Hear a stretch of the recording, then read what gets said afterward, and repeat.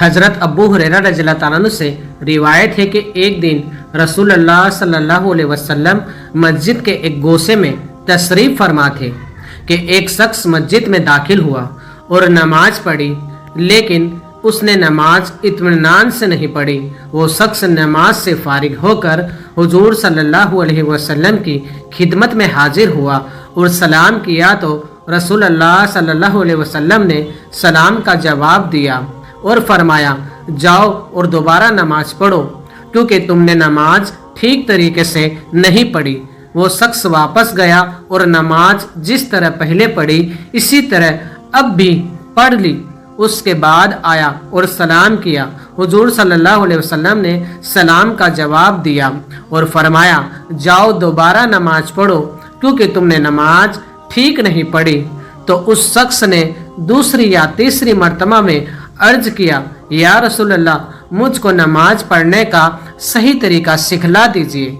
रसूलुल्लाह सल्लल्लाहु अलैहि वसल्लम ने फरमाया, जब तुम नमाज पढ़ने का इरादा करो तो पहले पूरी तरह वुजू करो, फिर किबला रुख खड़े हो जाओ, फिर तकबीर तहरीमा कहो, फिर कुरान में से जो कुछ तुमको आसानी से पढ़ सकते हो वो पढ़ो, फिर रुकू में जाओ और इत्मीनान के साथ रुकू पूरा करो, फिर रुकू से सर इस तरह उठाओ कि बिल्कुल सीधे खड़े हो जाओ, फिर सजदे में जाओ और इत्मीनान के साथ सजदा पूरा करो, फिर सजदे से सर उठाओ और इत्मीनान के साथ बैठो, फिर दूसरे सजदे में जाओ और इत्मीनान के साथ सजदा पूरा करो, फिर दूसरे सजदे से सर उठाओ और इत्मीनान के साथ बैठो, फिर अपनी पूरी नमाज इसी तरह इत्मीनान और सुकून के साथ अदा करो।